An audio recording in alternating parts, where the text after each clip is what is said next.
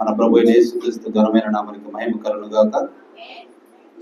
సమయమందు మనము పరిశుద్ధ గ్రంథములో నుండి అపోస్తల కార్యములు 13వ అధ్యాయము 10వ వచనాన్ని మనం చదువుకుందాం. త్వరగా రావాలి, చదువు వచ్చిన వాళ్ళకంటే చదవండి. అపోస్తల కార్యములు 13వ అధ్యాయము తీసేయడము సనా అవి తీసి అమ్మకు అంటే అందరికి 13వ అధ్యాయము 10వ వచనం 2000 ప్రజలు అతన్ని తేరి చూసి సమస్త కపటముతోను సమస్త దుర్మార్గముతోను నిండినవాడా, అపవాది కుమారుడా, సమస్త నీతికి విరోధి, నీవు ప్రభు యొక్క తిన్నని మార్గములు చెడగొట్టుట మానవా. చాలు, చిన్న ప్రార్థన చేసుకుందామమ్మా. కళ్ళు మూసుకుందాం. సర్వశక్తిమంతుడా, దయాళుడా, నీకు వందనాలు. నువ్వు గొప్ప దేవుడవు, కనికర పూర్ణుడవు. నీ మార్గములు అన్ని సరళమైనవి. నీ యొక్క ధర్మశాస్త్రము యథార్థమైనది. నీ యొక్క శాసనములు ఎంతో అనుసరించదగినవి, నీతి న్యాయములతో కూడుకున్నవి. ప్రభువా, నీకు వందనాలు. నీ వాక్యము మాకు జీవమై ఉన్నది, వెలుగై ఉన్నది, అది శక్తి అయి ఉన్నది, బలమై ఉన్నది. ప్రభువా, నీ స్తుతులు స్తోత్రాలు. ఈ సమయం ముందు ప్రభువా చిన్న మందుగా కూడి ఈ వాక్యమును మేము ధ్యానించుండగా గొప్ప పరిశుద్ధాత్ముడుగా మా మధ్యలో మమ్మల్ని నడిపిస్తున్నందుకు నీకు వందనాలు. ఈ సంఘమునకు నేను కాదు కానీ ప్రభువా మీరే నాయకుడివి ప్రభువా. కాబట్టి మీ నాయకత్వంలో మేము పనిచేయలాగున సహాయం చేయము. ఈ సమయం ముందు చదవబడిన ఈ పరిశుద్ధ గ్రంథములో నుండి లేఖనము నీది. ఈ లేఖనమును మీరు తీసుకొని మాతో మాట్లాడి ప్రభువా మమ్మల్ని ఆదరించుము. వినిచున్న మాకును ప్రభువా నాయన ఈ వాక్యం యొక్క ప్రత్యక్షతను అనుగ్రహించుము. ఈ వాక్యమును చేతులకు అప్పగించుకుంటూ మా రక్షకుడైన యేసుక్రీస్తు నామమున ప్రార్థన చేస్తున్నాము. ఆమేన్. అపోస్తల కార్యములు 13వ అధ్యాయము 10వ వచనాన్ని మనం చదివి ఉన్నాం. ఏమని చదివి ఉన్నాము మరి ఒకసారి నేను చదువుతున్నా. అతన్ని తేరి చూచి సమస్త కపటముతోను సమస్త దుర్మార్గముతోను నిండినవాడా, అపవాది కుమారుడా, సమస్త నీతికి విరోధి, నీవు ప్రభు యొక్క తిన్నని మార్గములు చెడగొట్టుట మానవా.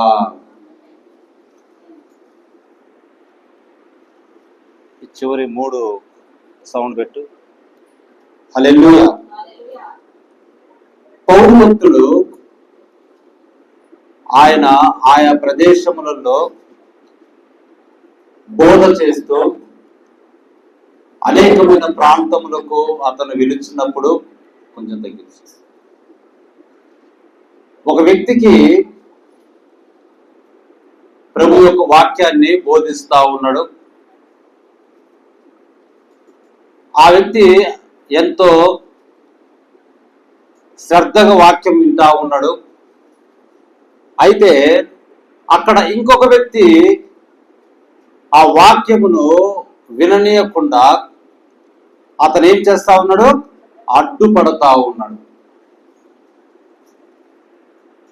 వినే వ్యక్తి ఉన్నాడు, దేవుని వాక్యమును బోధించే వ్యక్తి ఉన్నాడు, ఆ తర్వాత ఇంకెవరు ఉన్నారు? దానిని చెడగొట్టే వ్యక్తి కూడా అక్కడ ఉన్నాడు.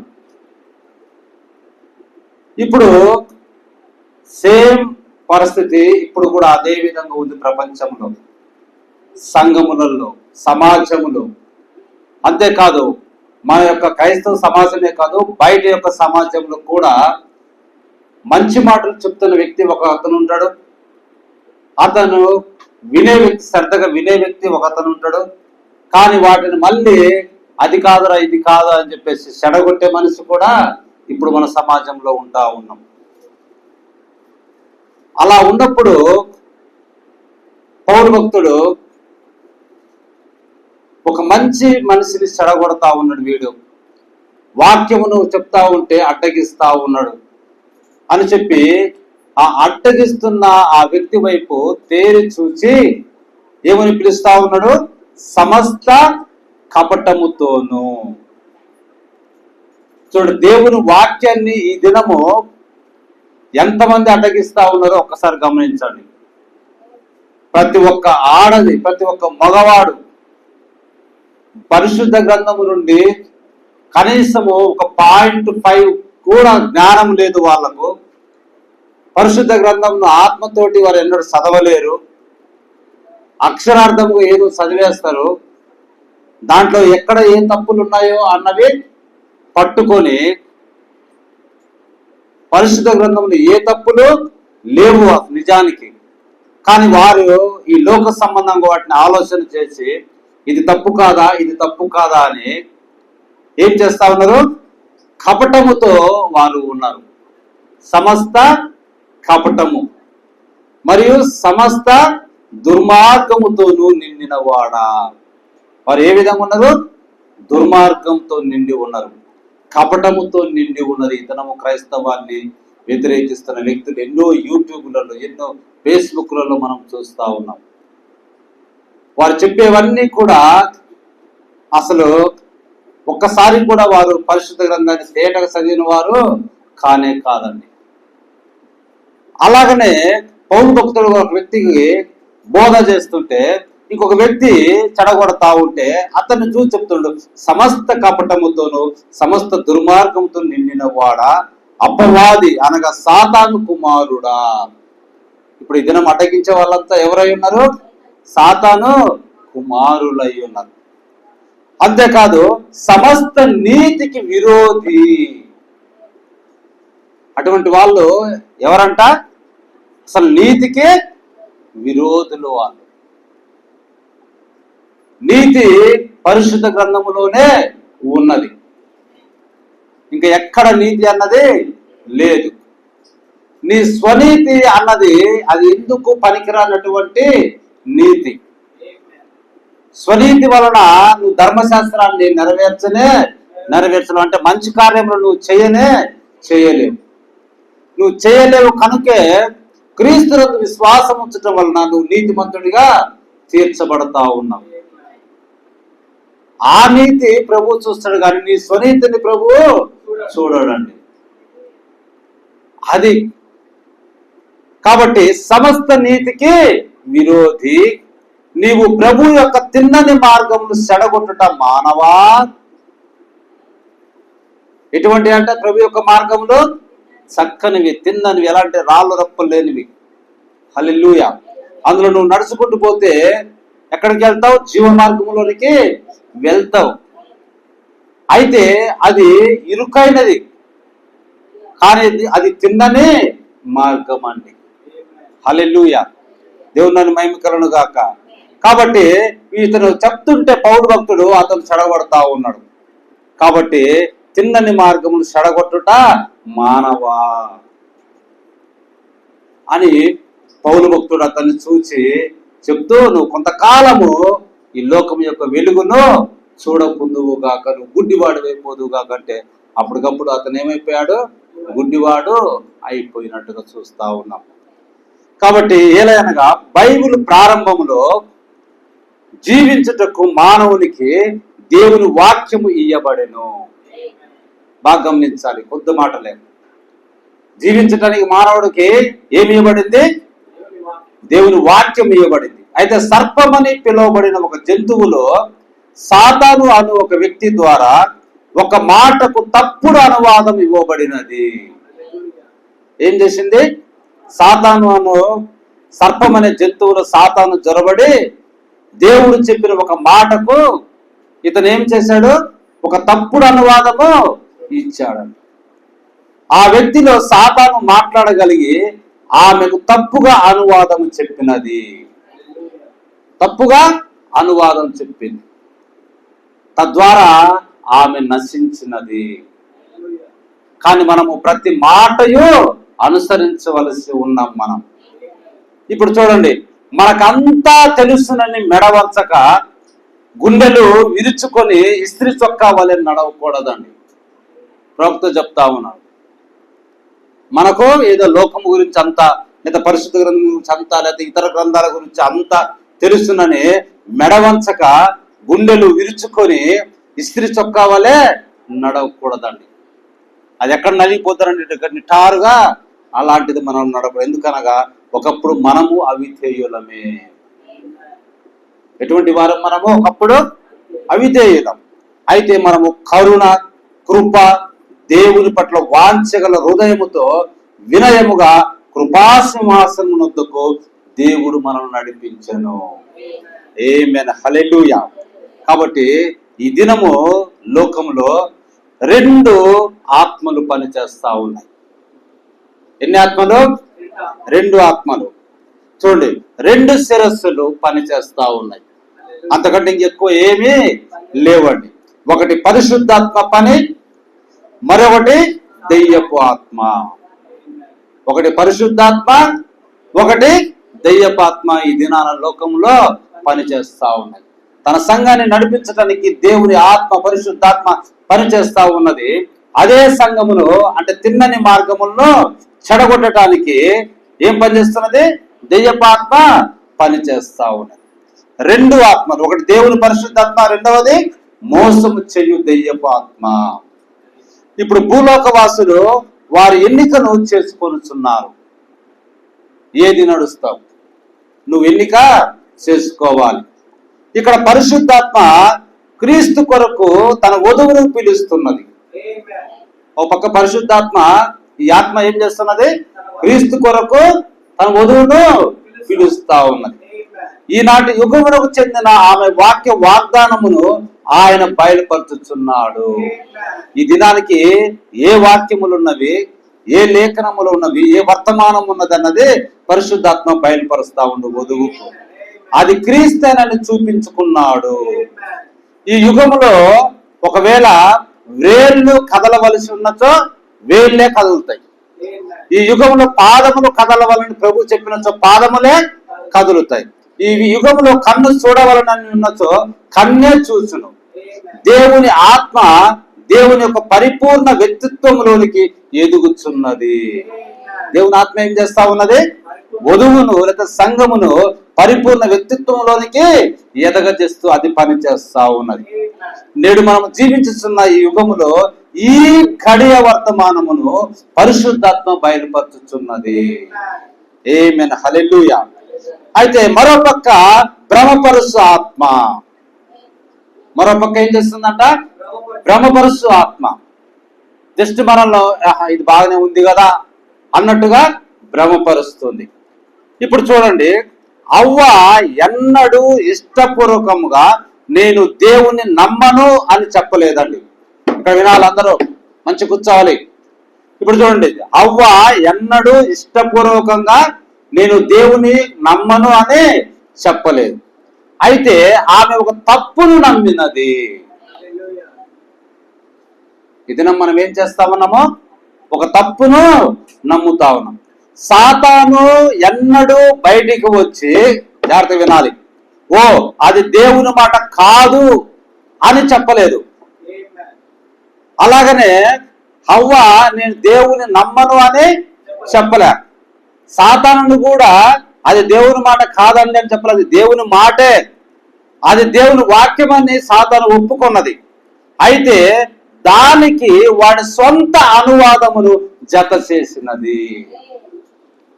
అదండి తినుదినము నన్ను నిశ్చయముగా సత్యదు, అది దేవుని వాక్యం. అది అవ్వ నమ్మి ఉన్నది. వీడు కూడా ఈ పండు తింటే మీరు సత్యదరా అని దేవుని వాక్యమునే సాతాను చెప్తున్నాడు. అప్పుడు చెప్తూ దానికి అనువాదం ఇస్తా ఉన్నాడు. ఓ మీరు సావనే సావరు.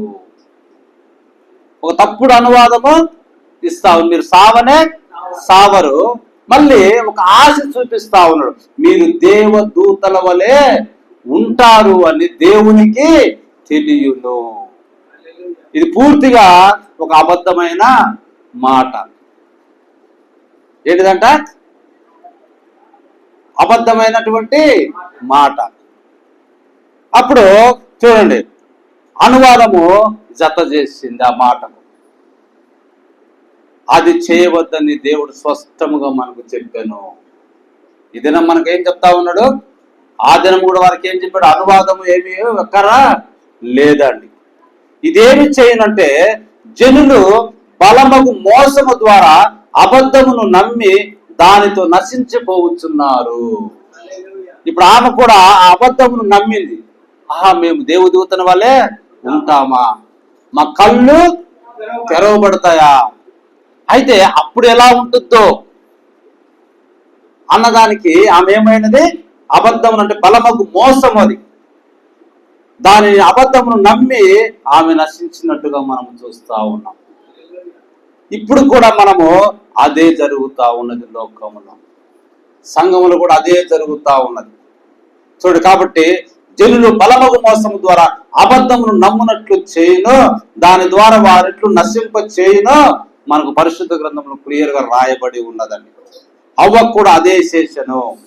వాక్యము తప్పు అని ఎన్నడూ ఆమె పలకల, కానీ అబద్ధమును నమ్ము గొప్ప మోసమును అపవాదించారక దాన్ని ఆమె స్వీకరించింది. చూడండి, అంటే దేవుని యొక్క తిన్నని మార్గాన్ని ఇప్పుడు ఏం చేశాడు? వంకర చేశాడు. తద్వారా దేవుని ఆత్మ శోభించింది. అంతేకాదు, వారు ఏదైనా నుండి బయటికి వెళ్ళగొట్టబడ్డారు. ఇప్పుడు మోసం చేయి ఆత్మ దెయ్యమునకు చెందినది. వినాలి, మోసం చేయి ఆత్మ ఎవరికి చెంది ఉన్నది? చెప్పాలి, ఎవరికి చెంది ఉన్నది? పిల్లలు, ఎవరికి చెంది ఉన్నది? దెయ్యమునకు చెందినది. అవిధేయులకు పిల్లలలో ఇప్పుడు దెయ్యము కార్యము అదే చేయుచున్నది. వినాలి, ఎవరిది ఎక్కడ పనిచేస్తున్నది?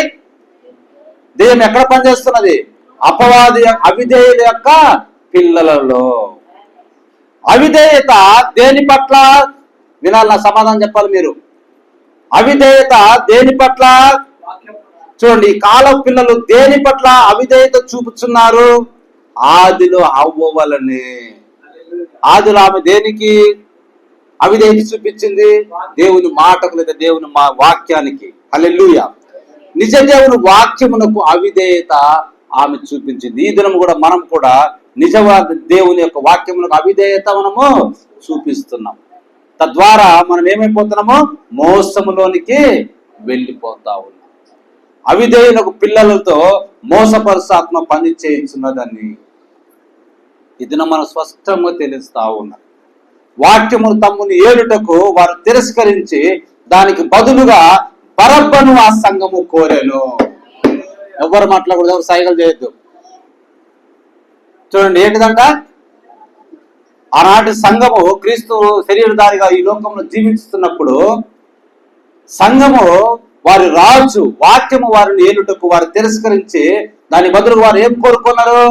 బరబ్బను కావాలని కోరుకున్నారు.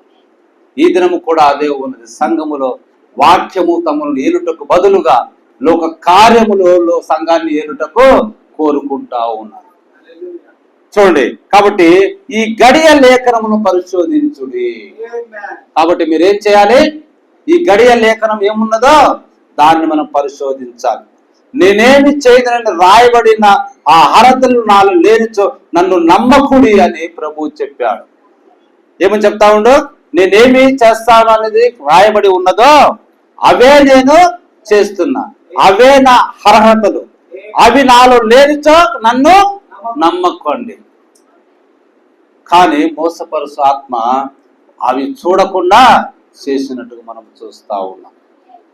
చూడండి, ఇంకా సాతానుకు ఉన్న ఆశ ఏంటిది? దేవుని వలె ఆరాధించవలనని, ఆ విధంగా ఆరాధించబడవలనని అపవాది యొక్క కోరిక. కాబట్టి వాడు ఆకాశమందలి 2 వంతుల నక్షత్రములను తీసుకొనెను. అంటే దేవదూతలను తీసుకున్నాడు. ఆ నక్షత్రాలను పైగా ఎక్కిపోయాను, వాటికి బోధించి వాటిని మోసగించను. మరి దేవదూతల్లో 3 వంతులను 100లో ఎంతమందిని? ఇంచుమించు 3 అంటే 60%ను 70%ను వాడు తీసుకొని వారికి బోధించకపోతే వారు ఎట్లా వాడి దగ్గరికి వస్తారు? వారికి బోధించి మోసగించను. అది వాడి అభిలాష, వాడి యొక్క కోరిక ఏమన్నది అది.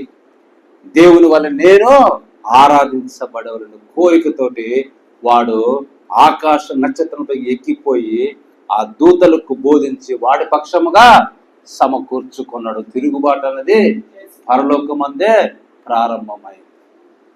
యుద్ధం అన్నది పరలోకమందే ప్రారంభమైంది.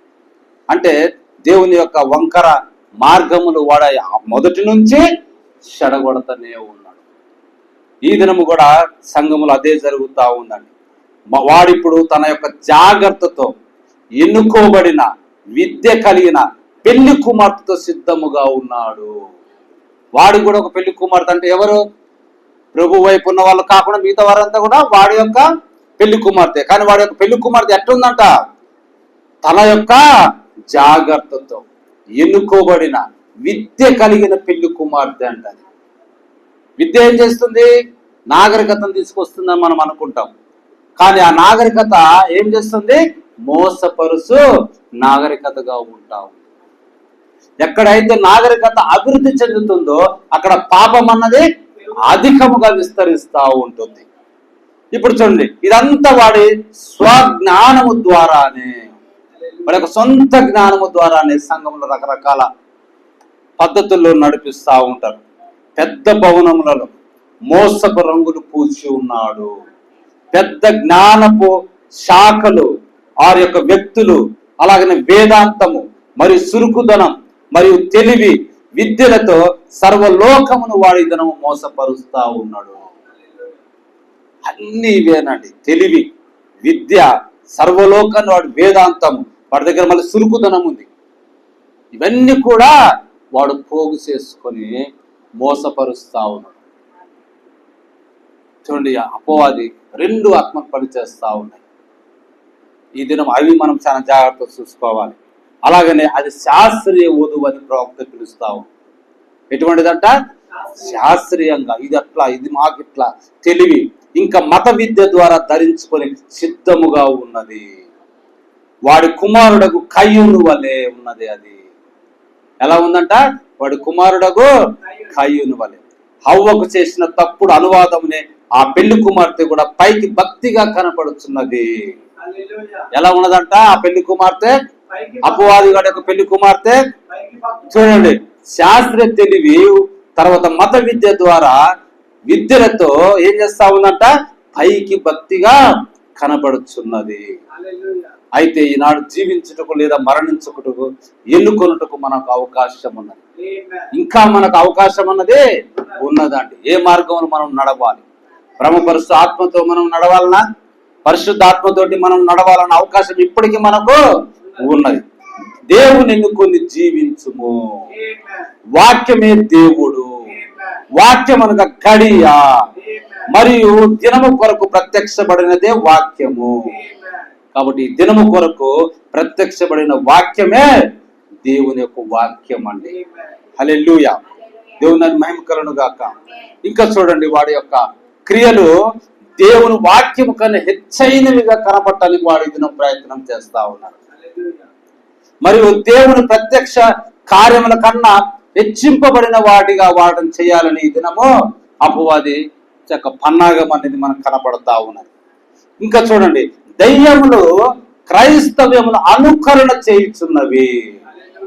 అనుకరణ చేయడమే కాదు, అవి ఆశీర్వాదములు కూడా పొందుకొనుచున్నవి.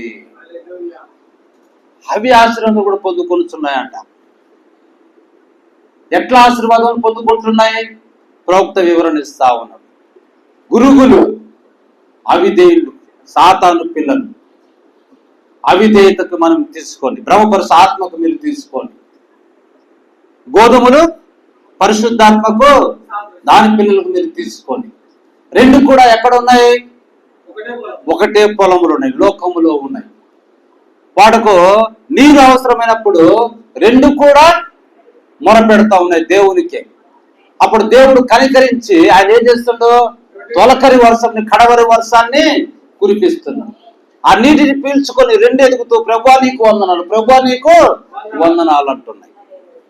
కానీ వాటి ఫలాలు వచ్చారక ఏది గురుగో ఏది గోధుమో బయలుపడతా ఉన్నది. కాబట్టి ప్రవక్త అదే చెప్తా ఉన్నానట, అది దెయ్యపు సంబంధమైనది, అయితే క్రైస్తవ్యమును అనుకరణ చేయుచున్నది. తద్వారా అది ఏం చేస్తుందంట, ఆశీర్వాదములు పొందుకుంటా ఉన్నది. ఆమె దెయ్యపు సంబంధమైనది, ఆత్మ సంబంధంగా ఉండుట దెయ్యము యొక్క యుక్తిగా ఉన్నదంట. ఇంకా అది ఎట్లా కనపడుతుందంట, ఆత్మ సంబంధమైన దానిలాగానే ఉందే, కానీ అది యుక్తి. దాని రంగు ఎప్పుడు బయటపడుతుంది, దాని ఫలాలు ఏంటో మనం పట్టి చూస్తే అప్పుడు దాని రంగు అన్నది తెలియజేస్తారు. లోకములను వంచన చేయి ఆత్మ తప్ప అది మరొకటి కాదు.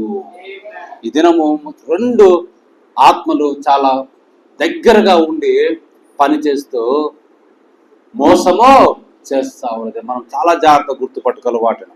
ఇప్పుడు దెయ్యపు ఆత్మలు, ఎక్కడ దేవుని నిర్మలత్వము పరిశుద్ధత ఉంటుందో ఆ వాక్యము దగ్గరికి మనం తిరిగి రావాల్సి ఉన్నది. ఆమేన్, హల్లెలూయా. ఎక్కడికి రావాలి మనం చెప్పండి? ఎక్కడ దేవుని నిర్మలత్వము పరిశుద్ధత ఉంటుందో ఆ వాక్యం వద్దకు మనం తిరిగి రావలెను. ఆమేన్, అది సత్యం. అదేంటిది? సత్యం. అయితే వంచన చేయు ఆత్మలు దేవుని యొక్క వాక్యమును ముక్కలుగా చేయుచున్నవి. అదేం చేస్తుందంట? ముక్కలుగా చేస్తా ఉన్నది. కాబట్టి ఆ విధంగా మనం చేయటానికి వీలు లేదంట. వారు తమకు తామే క్రైస్తవులను పిలిపించుకుంటా ఉన్నారు. ఏం పిలుచుకుంటా ఉన్నారు? తమకు తామే క్రైస్తవులను పిలిపించుకుంటారు. నేను చేయుడని చెప్పినది చేయక ఏ విధముగా ప్రభువా అని నన్ను పిలుచుచున్నారు అని యేసు చెబుతా ఉన్నాడు. దేవుడు చెప్పింది మనం చెయ్యక మనం ప్రభువుని ఏమని పిలుస్తున్నాం? ప్రభువా ప్రభువా అని పిలుస్తున్నాం. కానీ ప్రభు ఏం చెప్తుండే? నేను చేయనది చెప్పినది మీరు చేయకుండా నన్ను ప్రభు అని పిలిస్తే దానివల్ల ఏ ఉపయోగమో లేదండి. వారు క్రైస్తవులు కానే కారు. నేను వారికి తీర్పని కాను, అయితే వాక్యం చెప్పుచున్న దాన్ని నేను చెప్పుచున్నాను. చూడండి, మిగతా వాళ్ళ గురించి మేము క్రైస్తవులం అని ఎవరైతే చెప్పుకుంటున్నారో వారి ఫలాలు వాక్యానుసారంగా లేకపోతే ప్రభు అని పిలుచుట వ్యర్థమే అని వాక్యము చెప్పుచున్నారు. అది క్రైస్తవులు కానే కారంట. ప్రవక్త చెప్తున్నా, నేను వారికి తీర్పని కాను, అయితే వాక్యం చెప్పుచున్న దాన్ని నేను చెప్పుచున్నాను. కాబట్టి యేసుక్రీస్తు నేను చెప్తా ఉన్నాను, నేను చేయుడని చెప్పిన దానిని చేయక ఏ విధముగా నన్ను ప్రభు అని పిలుచుదువు? అట్లా పిలవటానికి వీలే లేదండి. వాక్యం అంతయు యేసుక్రీస్తు యొక్క ప్రత్యక్షత అయి ఉన్నది. ఆమేన్, హల్లెలూయా. కాబట్టి దెయ్యము అవినీతి కరపు ఆత్మయ్యి ఉన్నది. ఎటువంటిదంట? అవినీతికరమైన ఆత్మ. అక్కడున్న ప్రజలను మనం గమనిస్తే ఏది దెయ్యపాత్మ, ఏది పరిశుద్ధాత్మ మనకు తెలుస్తా ఉంటుందండి. మీరు చూడండి, మనం జీవిస్తున్నది అధిక తెలివి కల దినము. మనం జీవిస్తున్న దినం ఎటువంటిదంట చెప్పాలి. మనం జీవిస్తున్న దినం ఎటువంటిది? అధిక తెలివి గల దినం అండి. విద్య, నాగరికత, ఈనాటి ఆధునిక పోకడ ఇదంతా దెయ్యము నుండి కలిగినదే. అధిక విద్య, అధిక తెలివి గల దినం.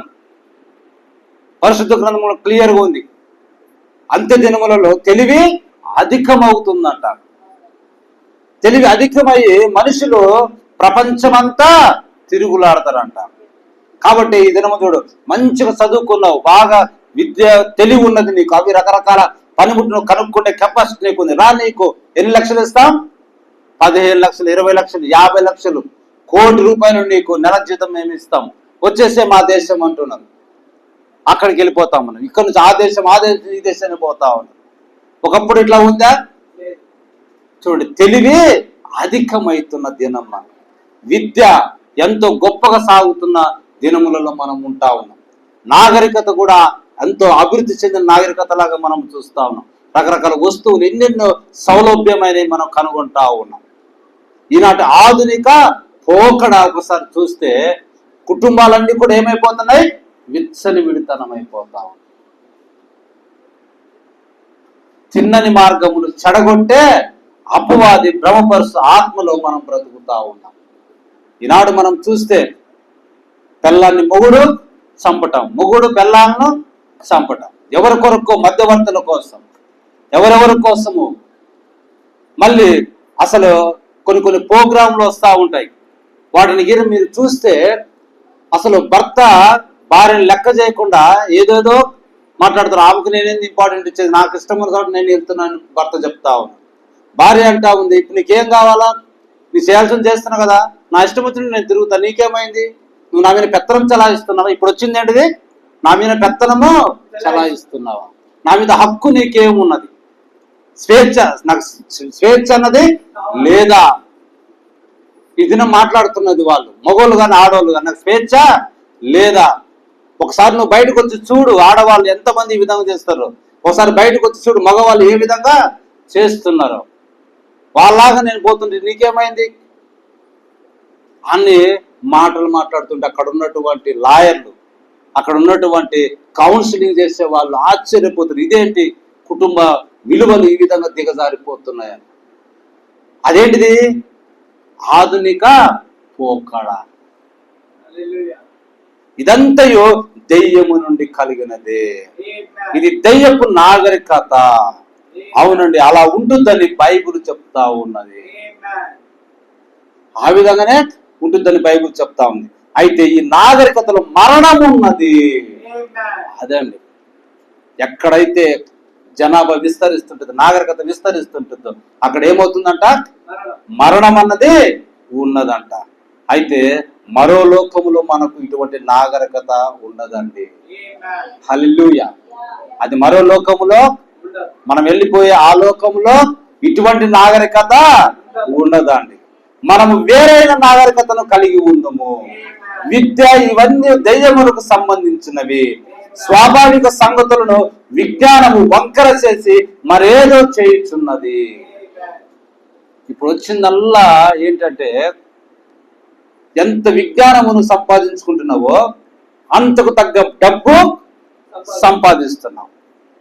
ఎప్పుడైతే నువ్వు అంతకు తగ్గ డబ్బు సంపాదిస్తున్నావో నీకేమవుతుందంటే స్వేచ్ఛ కావాలని కోరుతా ఉన్నావు. ఆ స్వేచ్ఛ నేనేం చేస్తుందంటే కుటుంబ విలువల నుంచి పక్కకు తప్పిస్తా ఉన్నది, బాధ్యతల నుండి పక్కకు తప్పిస్తా ఉన్నది. వింతైన కోరికలను తీర్చుకోవడానికి ఏం చెప్తున్నాం మనం? ఏం చెప్పుకున్నాం ఇంతకుముందు? ఆధునిక ఏమని చెప్పుకున్నాం? ఆధునిక పోకడ. ఆధునిక పోకడలోనికి అది మనం నడిపిస్తా ఉన్నది. ఎందుకంటే నీ దగ్గర ఏముంది? ఆధునిక పోకడ చేయాలంటే జ్ఞానం ఉంది మరియు డబ్బు ఉంది. మీరు ఒకసారి గమనించండి, ఒకప్పుడు మనం 6 రోజులు పనిచేసి 7వ రోజు విశ్రాంతిగా ఆదివారం ఇంటి కూర్చొని చాలా సంతోషంగా గడుపుతూ పిల్లం పిల్లలతోటి ఉండేవాళ్ళు.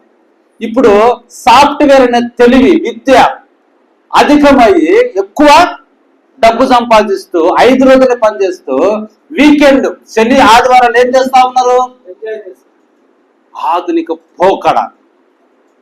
అక్కడ భర్త లేడు, భార్య లేడు, పిల్లలు లేరు, ఇంకెవరన్నది లేదు, విచ్చలి విడితనముగా. అంటే అప్పుడు ఏమవుతుంది? పాపము అధికమవుతావు. కాబట్టి నాగరికతలో ఏమున్నదంట? మరణం ఉన్నది. కాబట్టి అయితే మనము వేరొక లోకంలో మనం వెళ్ళిపోతా ఉన్నామని. అక్కడ వంకర చేసేది ఏదియో లేదు. ఆమేన్, హల్లెలూయా. కాబట్టి సంఘంలో ఉన్న ఆత్మ ఎట్లు సంకరమై లోకంతో మిశ్రజాతి వివాహం చేసుకున్నదో ఒకసారి మనం చూడాలండి, అది గమనించాలి మనం. కాబట్టి నిజమైన క్రైస్తవుడు అంట ప్రవక్తతుండి దాని నుంచి మీరు పారిపోవుడి. ఏం చేయాలంట? పారిపో. చిన్నపిల్లలారా పారిపోవుడి, పారిపోవుడి. ఎక్కడికి పారిపోవాలి? శిలువ వద్దకు పారిపోవుడి. ఆమేన్, హల్లెలూయా. ఎందుకంటే ఈ సమయము ఏ సమయమైనది? ఎత్తబడే సమయం. మన గృహమునకు మనం చేరే సమయమై. ఇవన్నీ కూడా సమయము సమీపించి ఉన్నదని చూపుతా ఉన్నాయి. కాబట్టి మనం పారిపోవాలంట. నడక కూడా కాదండి. అటువంటి కార్యముల నుంచి మనం ఏం చేయాలంట? పారిపోవాలి. ప్రవక్త చెప్తా ఉండి అక్కడే మనము యోసేపు వలె పారిపోవాలి. ఎవరి నుంచి పారిపోయింది ఆయన? ఒక పాపపు ఆధునిక పోకడ అనే దాని నుండి అతను పారిపోయాడు.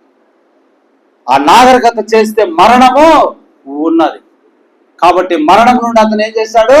పారిపోయాడు. హల్లెలూయా.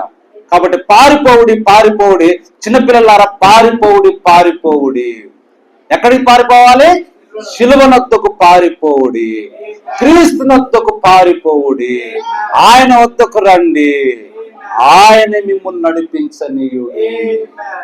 ఆమేన్. హల్లెలూయా.